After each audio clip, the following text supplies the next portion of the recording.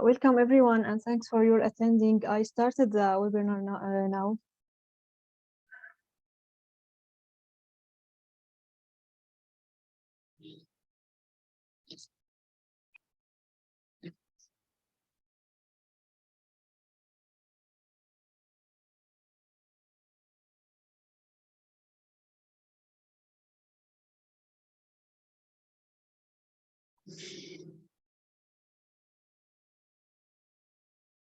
Something wrong.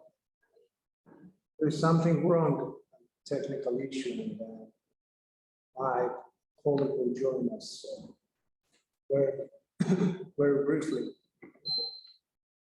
So, with your permission, then I'll start our session. Then. No problem. No problem. It happens. It happened to us all. So I hope you hear me well. Yes, thank you, and thank you for your efforts in creating this panel. It's very important and relevant to what all our diaspora networks are all about, so that we can learn from each other, share experiences, challenges, and this will all, contribute to the report that we will prepare after the event that will be shared, so that everybody can use it and build on it for the future. Thank you very much, and especially personally, many thanks to you for organizing this conference today.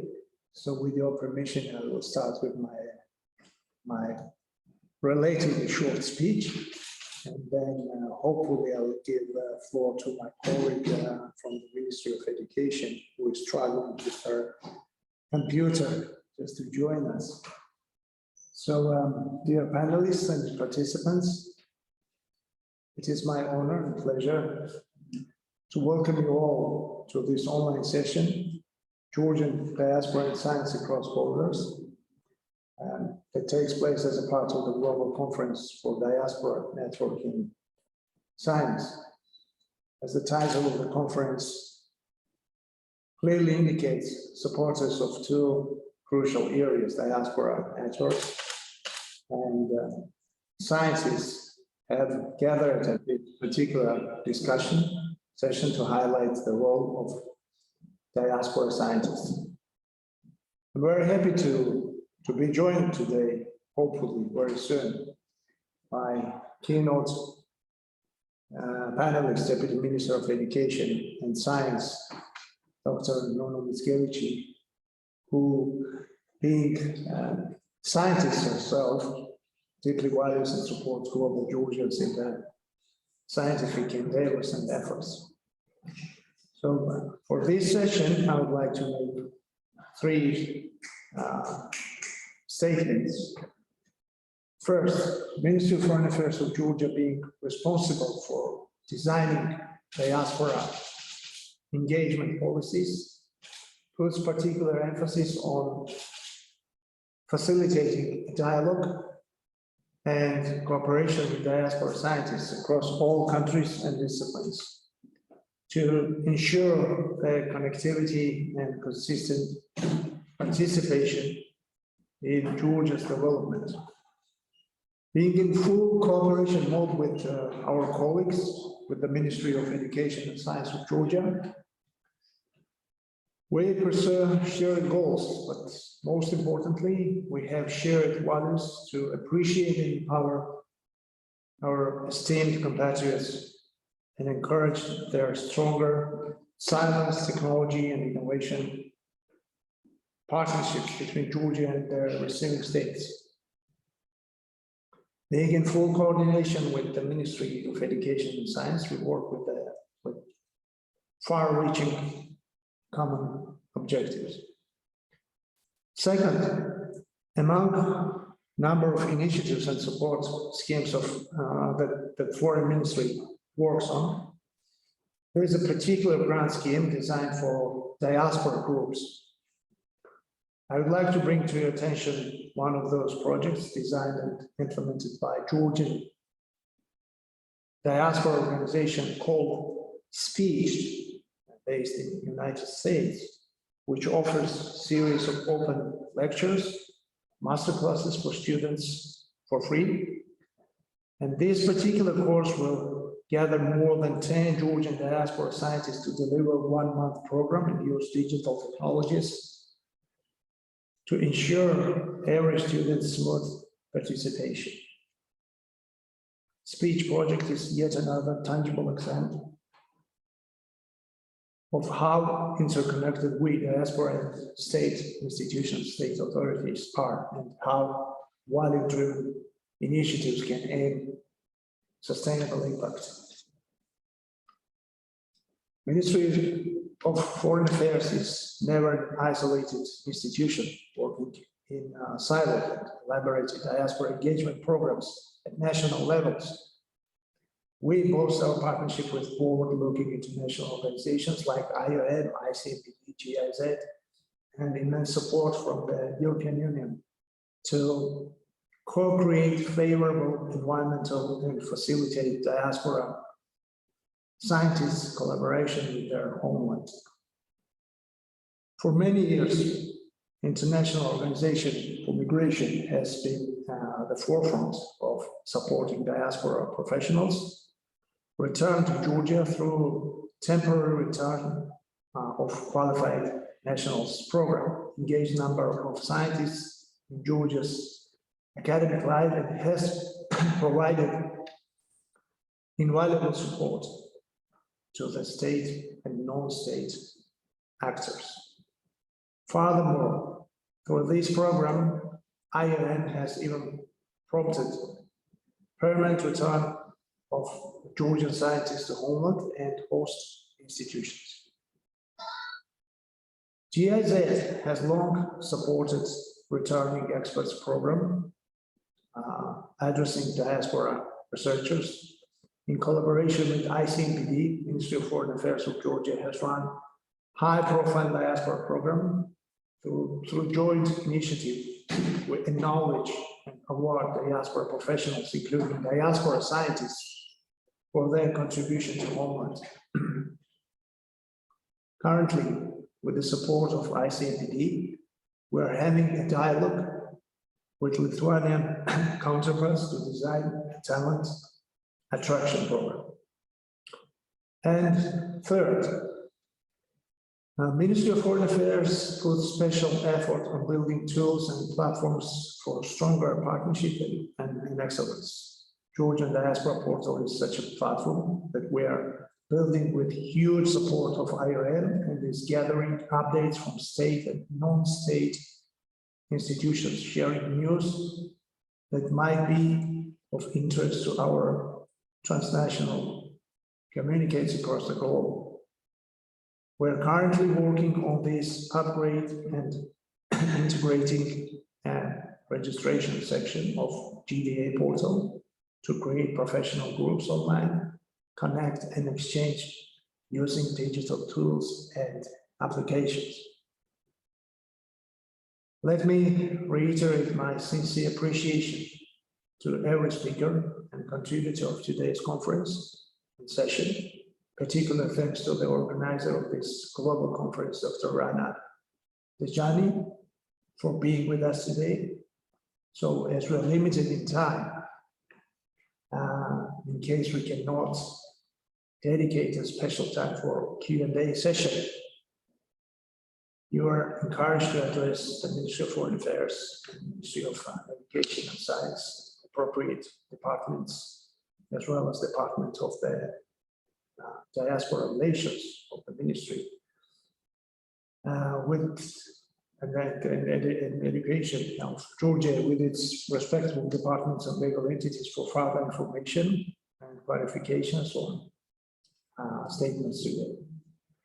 Now, if my colleague, I see my colleague already joined us, and let me now give the floor to the Deputy Minister of Education and Science of Georgia, Dr. Nuno Mizgevich. For the Deputy Minister, the floor is yours. Thank you very much. Thank you, Vladimir. And I was thinking about our origin, because both of us, we also somehow represent, we can say diaspora, also Konstantinid and Mickiewicz. So we are today with our Georgian diaspora, and it's somehow symbolic. Yeah, I just mentioned about it. So dear colleagues and distinguished participants, it's really my pleasure and privilege to address you and speak about the important role of diaspora. Firstly, in shaping science, technology, and innovation landscape in Georgia, and secondly, in boosting the visibility of our country globally. I would like to thank you, the Ministry of Foreign Affairs of Georgia, for providing us with such opportunity to discuss the way forward to strengthen Georgian diaspora networks in science for the benefit of our country's sustainable development.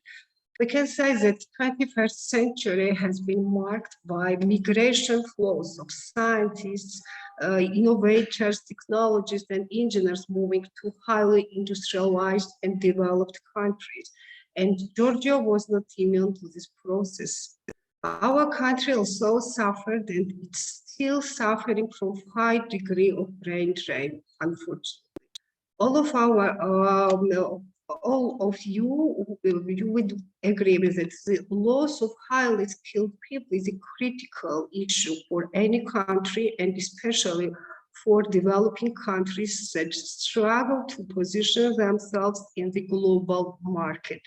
And it is government's task to come up with the solution to address the issue. And so this approach in this regard, it is well-known formula to turn the challenge into the opportunity. And we have set the internationalization of higher education and science as one of key strategic priorities. We choose the diaspora option to take this brain drain problem to transform it into potential intellectual gain for Georgia. If you ask how we are going to do this and to do it, so it would answer that the government of Georgia views highly qualified expatriates as a pool of potentially useful human capital that this has the potential to significantly contribute to the economic, social, cultural development of our country. So our task is somehow double, and we have to mobilize those brains in most of this efficient and impactful way. And on the other hand, we should design the policy framework and programs that will trigger the engagement of scientific diaspora so that they become a bridge connecting both host and home countries. Taking into account these components, the Ministry of Education and Science offers a number of funding opportunities for Georgian intellectual diaspora representatives, aiming for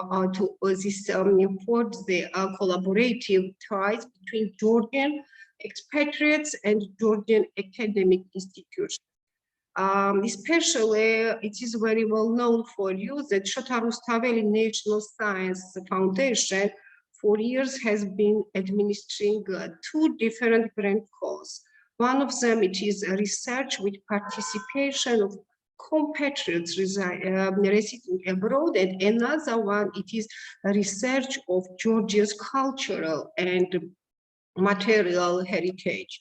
As far as I know, the beneficiaries of the given calls are participating in this meeting, and we will listen to some of them.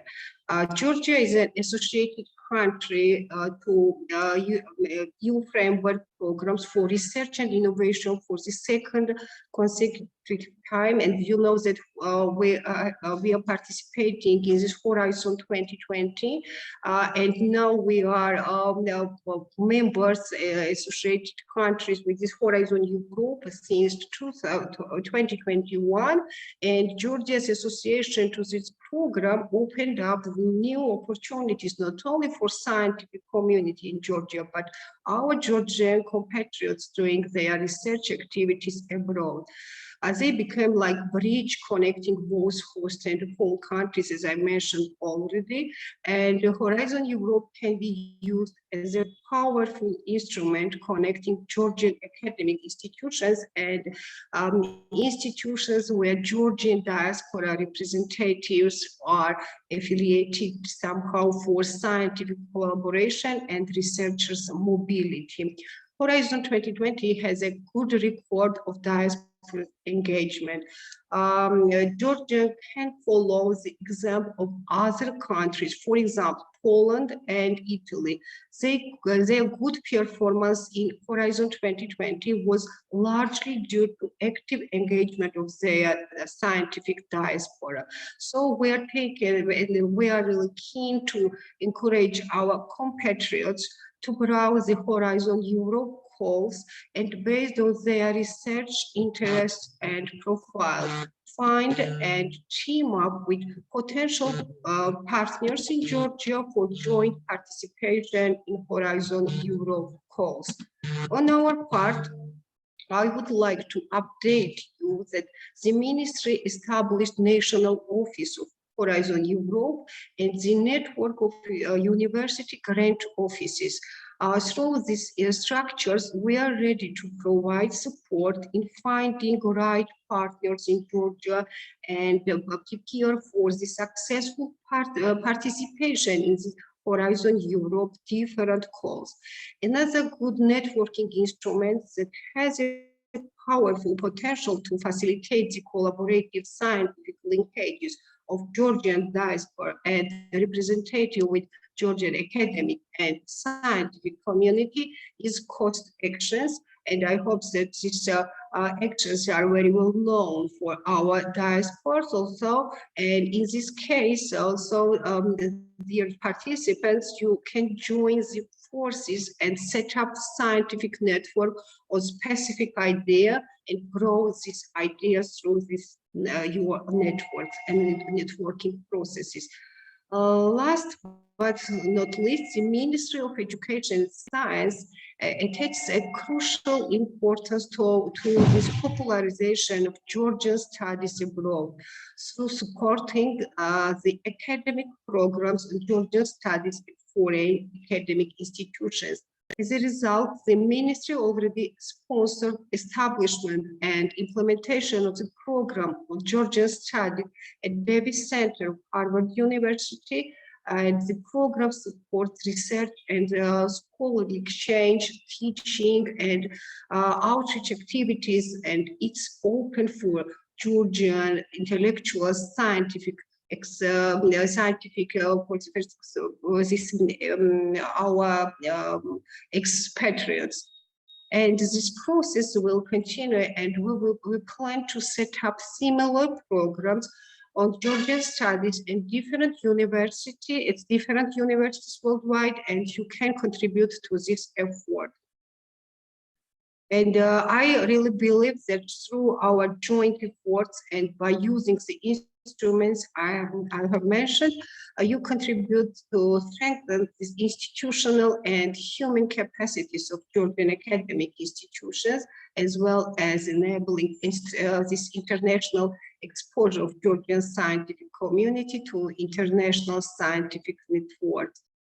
And in the end, I would like again to express my gratitude to the Ministry of Foreign Affairs of Georgia to giving us such a remarkable opportunity to share our ideas and insights on how to better and more effectively flag Georgia in the world scientific map.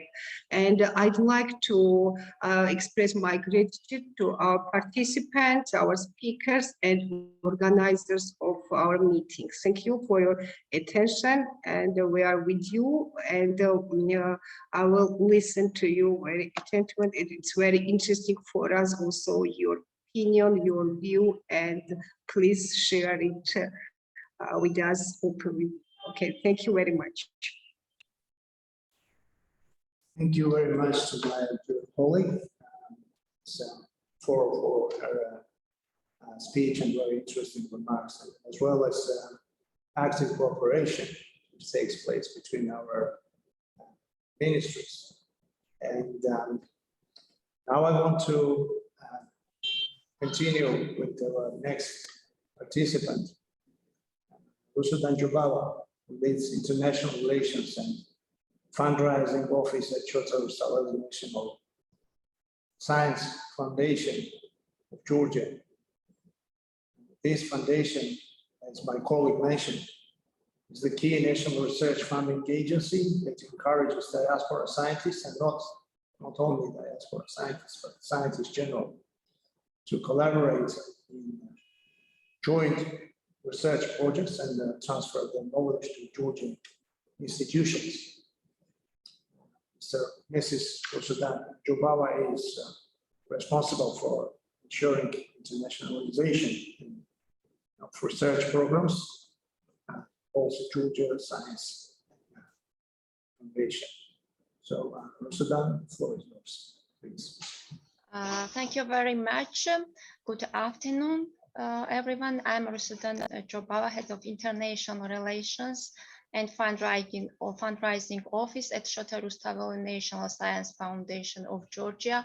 I'm very delighted to take part in this very important conference on diaspora networks in science.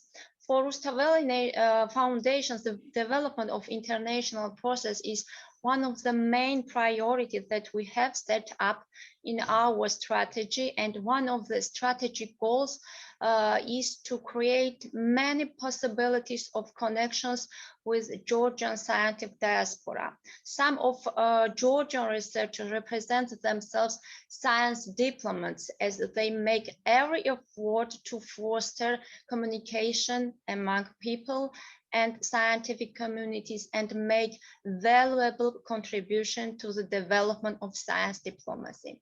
Chota Rustavi National Science Foundation of Georgia is a legal entity of public law operating under the umbrella of the Ministry of Education and Science. The vision of the foundation is to support Georgia in establishing itself as an international competitive country in the field of science, technology and innovation in the European and international research area.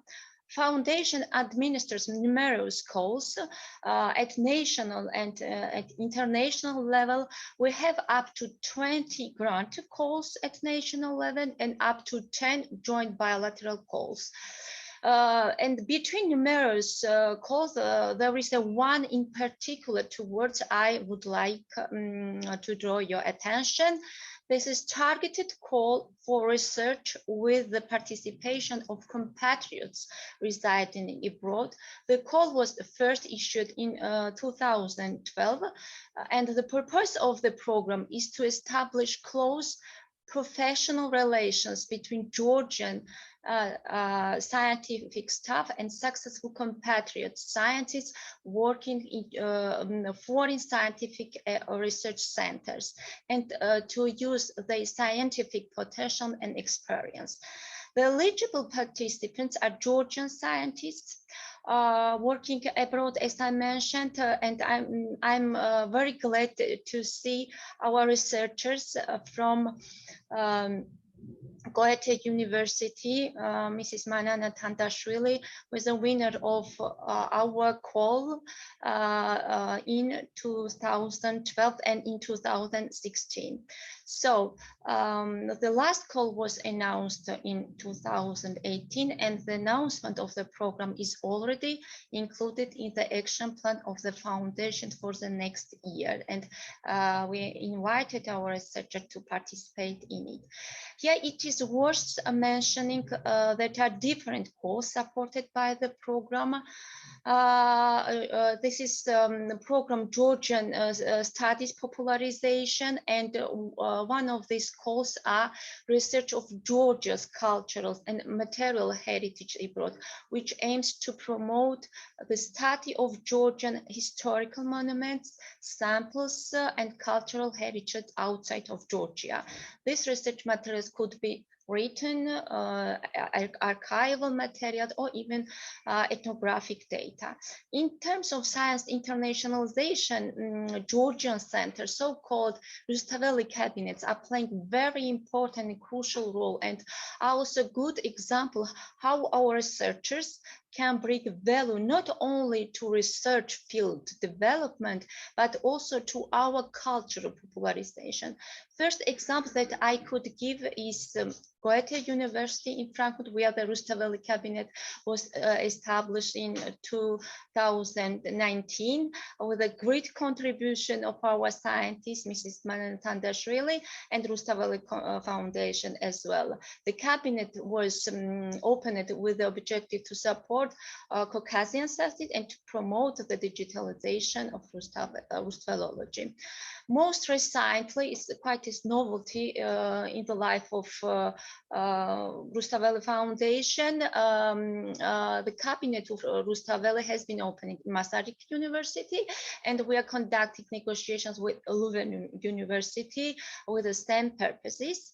And that agreement that we draw up brings the responsibility of providing cabinet of Rustaveli with scientific literature created on the basis of scientific research projects funded and supported by Rustaveli Foundation. As I mentioned before, many of our compatriots are playing an important role in the development of science diplomacy, as they are using science as a soft power to build strong bridges between nations and create goodwill on which diplomatic relations can be built. In this regard, I would like to mention German science bridge, within which our scientist, Mrs. Andro Gajarava, residing in Germany, has made a great contribution. This format of cooperation paved the way to the program that Rustaveli Foundation is administering. This program is a joint program with ULF Center that foundation announced every year. The program is designed for Georgian young scientists at master and doctoral degree level, and it designed for study at natural, exact, and life science faculty. Foundation also has the program with CERN, Joint Institute for Nuclear Research. Here I also would like to mention that thanks to our diaspora representative, Mr. Zuyat Zamalaidze, the foundation has this program in its portfolio. Besides the target calls I was talking about, there are plenty of opportunities for our researchers, as all foundation calls are accessible to the Georgian scientific diaspora. The researchers could participate in all calls administered by the foundation, starting from the largest one, which is the fundamental research grant call, then it's applied research grant call, and the bilateral as well. Researchers could participate in a variety of ways, such as principal investigators or consultant or even applicants. So we appreciate very much professional opinions coming from outside of our country. In this regard, I would like to bring as an example, Foundation is the beneficiary of training projects, in the frame of which project team had the series of workshops where we had the chance to meet with some representatives from diaspora. Mainly the discussion was around how to boost internationalization process in Georgia, and what are the strengths, weaknesses, opportunities, threats that Rustaveli Foundation should take into consideration. It was very interesting, very encouraging to hear different opinions, and even a very controversial and negative, but as the proverb says, the truth is born in argument. Once again, thank you very much for your contribution, for your participation. I would like to express my special thank to organizers, to the representatives of ministry, and I would say that Foundation is totally open and ready for more cooperation. Thank you very much. Thank you very much, Sudan, for your very interesting messages and speech, and by the way, very detailed, as well as we appreciate your very dedicated and tireless efforts and work in that particular field. I'd like to give the floor to our next participant, Mr. Eric Piaget, who is current co-chair of the European Union Science Diplomacy Alliance.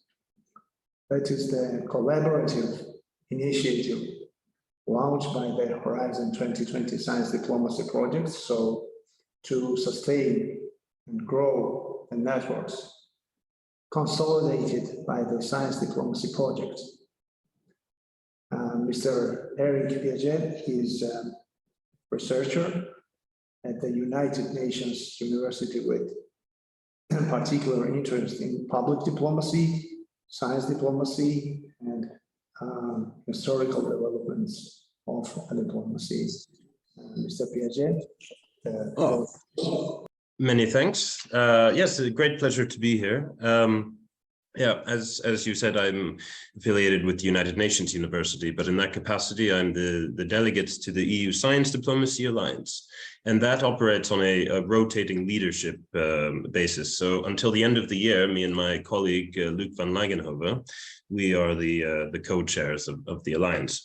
And yes, you summed it up very well. It builds upon the legacy of 3 Horizon 2020 projects. The first projects to investigate science diplomacy on a European level. LCID, which stands for European Leadership in Cultural Innovation and Science Diplomacy, S4D4C, and INSIDE, the Inventing a Shared Science Diplomacy for Europe. So as these 3 Horizon 2020 projects came to a close, the coordinators joined forces and pooled together all of the knowledge and resources that accumulated over the years to form the Science Diplomacy Alliance. So today we're 27 members, universities from around Europe, research institutions. We have a couple of United Nations agencies, including UNU, where I work, also UNITAR, the UN Agency for Research and Training, and also through the World Academy of Sciences, UNESCO, and 27 members from around Europe, and also global networking partners that help sort of promote the study of science diplomacy and ensure that it is firmly on the European Union agenda. Our activities include EU policy advice, training and capacity building. And in that regard, I would like to invite you all to look at our website, www.science-diplomacy.eu, and you can take our massive open online course on science diplomacy. So far, we've had 6,000 participants, so perhaps we will have more if you're interested. And we also have one of our objectives is knowledge exchange, which can include this, speaking at conferences and webinars, and through those activities we hope that science diplomacy takes a more of a rooted existence in EU policy. And to achieve that, we have a number of working groups, including ones on ad hoc policy issues. We've had some successes. For example, at the end of last year, the European Commission unveiled its global approach to research and innovation. And there was depressingly little acknowledgement of science diplomacy in that communication.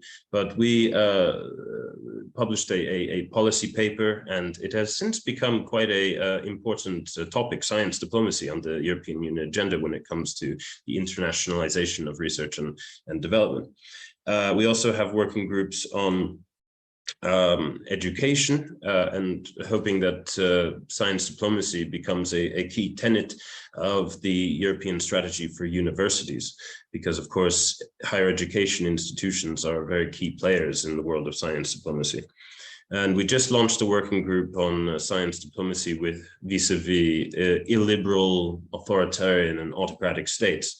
And in the discussion that came about there, I think the question of diasporas would be a very fascinating avenue to kind of pursue in sort of managing relations with states that are classified as authoritarian, but by engaging with them through their diasporas in the host country could be a very interesting way of approaching that. And we also have working groups on administration and budget and communications, and possibly on space diplomacy. That's something that will hopefully start soon.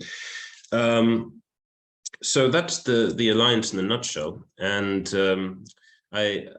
I'm not an expert on diaspora affairs, but I do think that science diplomacy is a very effective engine in sort of steering away the perils of an unengaged diaspora community, which is, I think you could summarize that as a brain drain, and steer it more toward brain linkage and brain circulation. There's a really interesting theoretical framework by a colleague from the Alliance, Tim Flink. He's from Humboldt University in Berlin, but he developed this strategic purpose approach when it comes to science diplomacy. Countries engage in science diplomacy for either access, promotion, and influence. And I think by engaging diasporas abroad, both access and promotion are two of these approaches that are really emboldened. It's a very sort of symbiotic process, and it can create bridges between the host and home country in terms of SDI. And I'm very happy to hear what Georgia is doing. It seems to be quite an explicit approach, whereas I think a lot of countries, when they engage the diasporas with regards to STI, it's often a little bit more implicit and sometimes without strategy. But I was very happy to hear that Georgia seems to be very forward-thinking and clearly strategizing about the role of diasporas. So I don't want to talk too long, but I think that sort of sums up what I wanted to say. Eric, it was really interesting with very detailed information. And you're right, diaspora is now one of the main foreign policy priority of our ministry, in scientific diaspora, which is a relatively new notion, I should say, is a great interest of ours. And thank you very much. And I would really appreciate then if we communicate, and if you have any written material on scientific diplomacy, it sounds very interesting personally to me. Of course, I will share the link to the website on the chat in case anybody would like to learn more about it. Thank you. Thank you very much. Now, I would like to introduce another distinguished participant of our session and representative from of Shoto Ustalavi National Science Foundation, Professor Manana Tandashvili, who is a Georgian diaspora scientist based in Goethe University at Frankfurt and greatly contributing to the advancement of Georgia's research potential, especially in digital humanities. And she has led and initiated a number of joint research projects and knowledge transfer activities among Georgian and German academic community. Professor, the floor is yours.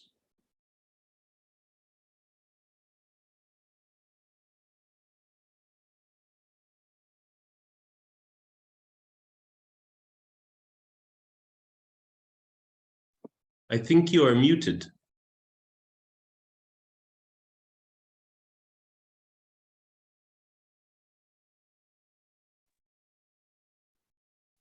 So, excuse me. Hello, everybody.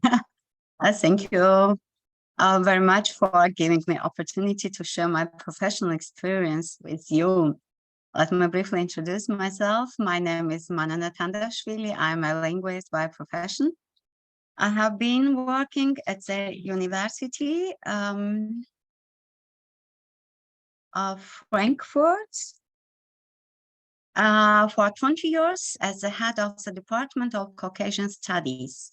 During this time, I intensively cooperated together with Professor Gippard with Georgian linguists and scientific institutions in the direction of Caucasian studies and digital humanities. And together we created the large databases, so-called big data, and developed modern research methods for Caucasian languages. As you know, after the collapse of the Soviet Union, science in the post-Soviet countries, including Georgia, faced a very difficult period. As an initiative of the Volkswagen Foundation to support the international scientific cooperation between post-Soviet and European scholars was very important at the time. What I mean is a program between Europe and the Orient, focus on research and higher education on Central Asia and the Caucasus, which is already completed. Researchers in Central Asia and Caucasus with cooperation partners in Germany in all fields of science were given the opportunity to submit projects to the Volkswagen Foundation, which significantly contributed to the strengthening in international cooperation and the development of science. Starting from 1999, I intensively participated in this program together with Professor Gippard. We implemented 13 scientific cooperative projects in which 17 scientific institutions from Georgia participated, such as Tbilisi State University, Batumi State University, Kutaisi State University, National Center of Manuscripts, National Library of the Parliament of Georgia, National Museum of Georgia, etc. About 500 Georgian scientists cooperated in our projects. This is usually called knowledge transfer, but I would say it was a transfer of methodologies and technologies. And now I would like to list some projects we have implemented and the results we have achieved. Our first project was Armazi, Caucasian Languages and Cultures, Electronic Documentation. Within the framework of this project, we have almost completely digitized Georgian literature heritage in both written and printed form. As a digital data created within the framework of this project became available worldwide for common usage in research and teaching. One of the next project was the part of the program developed by Volkswagen Foundation. It was endangered Caucasian languages in Georgia. Within the project, the 3 endangered Caucasian languages spoken in Georgia, Batsbi, also named Tsovatush, Svan, and Yudi, were documented with modern technologies such as toolbox, ELAN, flags. The audio-visual and the linguistic materials were integrated in the language archive at the Max Planck Institute in Nijmegen. The next project was the social linguistic situation of present-day Georgia, which was also very important, while the project was focused on the situation of minority languages spoken in Georgia and the question of ethnic identity. On the basis of field research, the project partners from Germany and Georgia investigated the distribution and present functionality of the individual languages, as well as changes induced by migrations and other factors that have affected them in the recent past. The results of the project comprise printed surveys, cartographic materials, and digital recordings. The next important project was the project Palimpsest of Georgian origin. The Georgian manuscripts are mostly preserved in Georgia, but also abroad, such as in the Catherine Monastery of Sinai or in the Monastery of Iviron in Greek. And some of these manuscripts are palimpsests. For decades, they were deciphered manually within the framework of the project. A multispectral device and modern manuscript processing software were used for the first time, which increases the readability of the lower layer of manuscripts from 65% to 95%. You can see these two photos, and you can see the differences between them. As a linguistic contribution of Georgian scientists was very significant in the successful implementation of this project. And based on the collection resources, the Georgian National Corpus was created, the largest historical diachronic corpus worldwide, which includes 200 million tokens.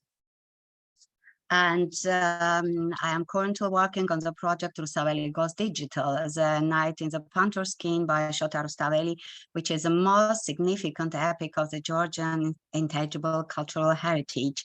The poem, which was created in the 12th century, is represented by more than 160 different manuscripts and is one of the most crucial components of defining the identity of the Georgian nation. Its significance has gone far beyond Georgia's borders and now has a prominent place in the history of world literature. The Night in the Panther Skin has been translated into 56 languages, and the manuscript collection of Rustaveli epic is included in the UNESCO World Intangible Cultural Heritage Register since 2013. The goal of the project is to create a parallel corpus of the poem translations, which will include translations into 56 languages, including Indo-European languages, Slavic languages, Turkic languages, Semitic languages, etc.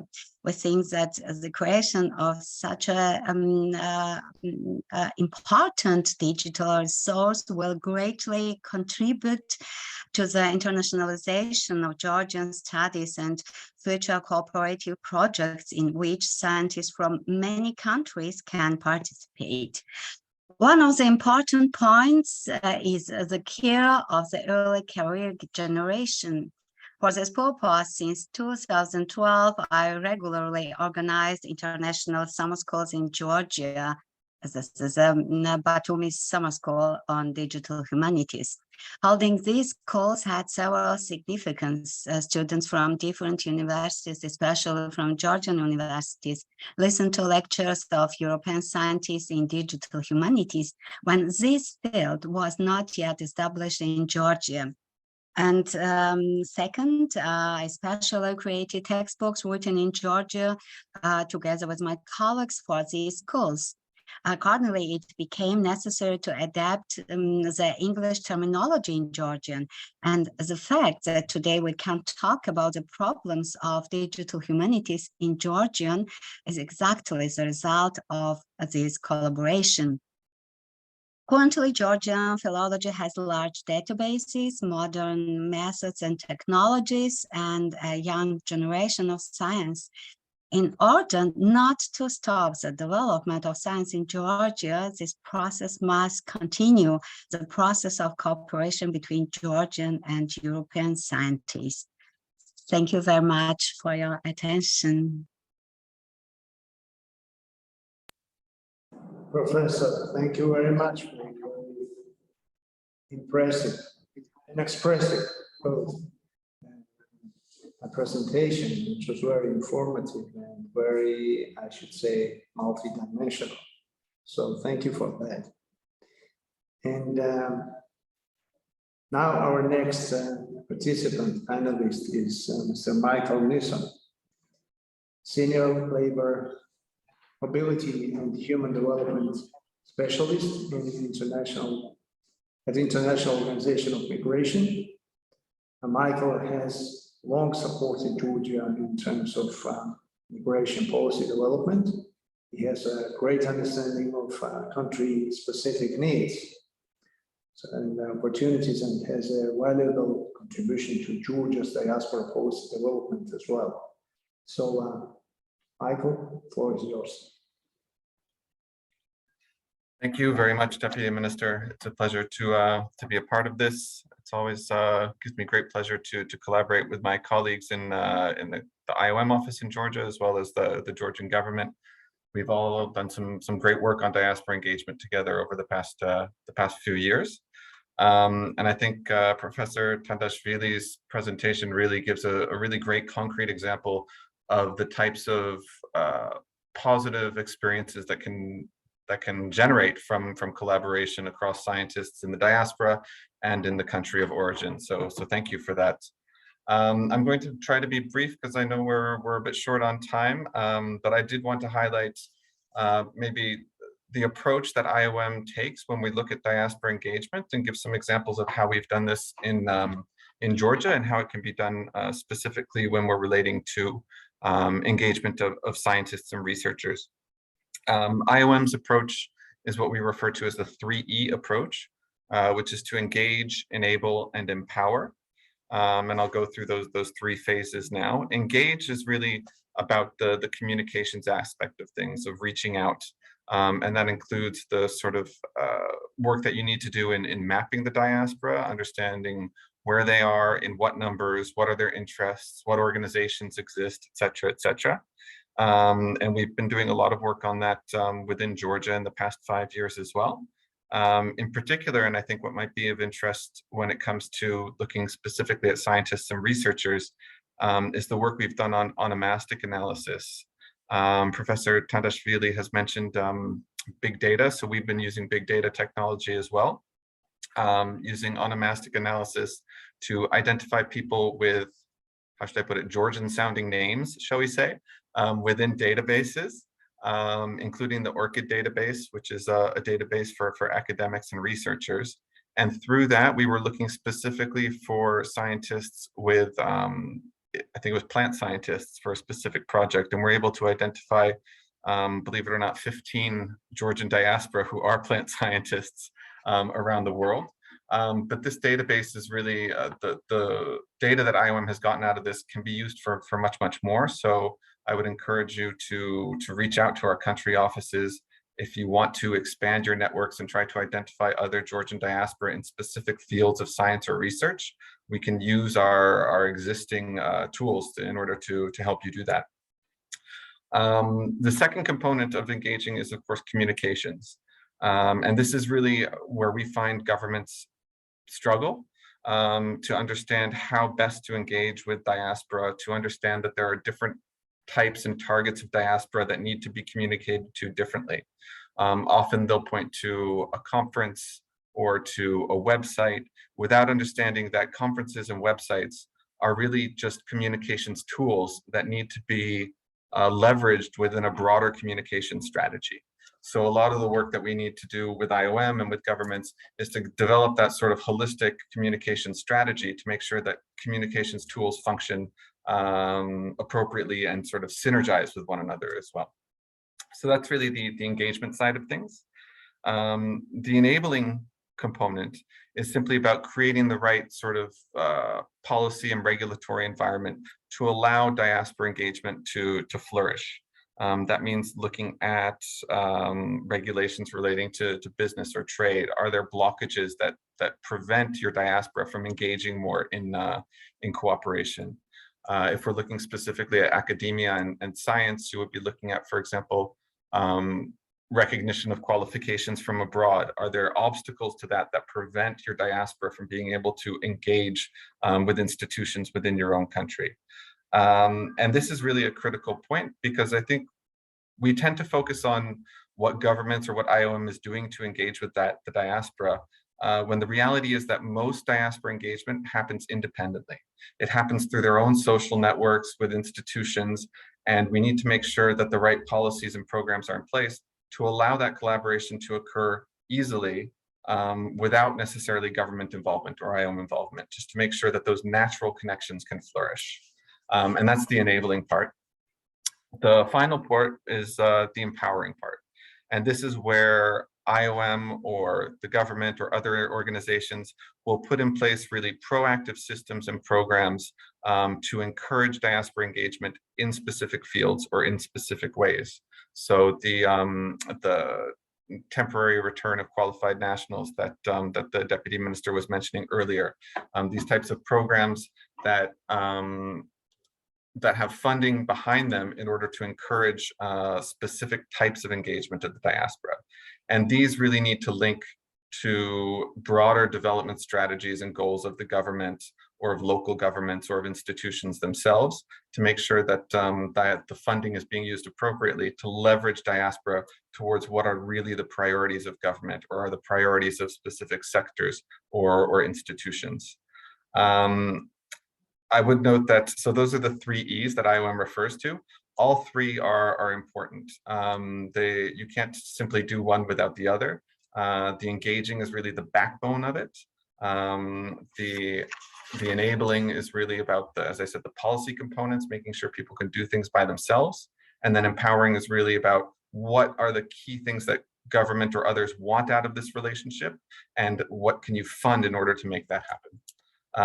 And I think, as I said, Professor Tandashvili's example is a great one of the wonderful work that can be done when appropriate policies and programs are put in place for diaspora engagement. So thank you for allowing me to speak on this panel. For as you summarized, it's our all above mentioned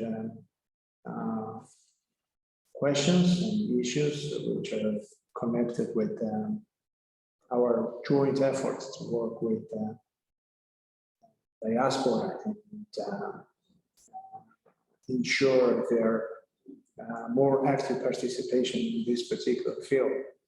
And as we are running against the clock, I would like to once again express my cordial gratitude to this conference, and especially Dr. Rana Dajani, and also, of course, to express my gratitude towards all of you, participants, panelists, and very much looking forward for the future cooperation and meetings, online or offline.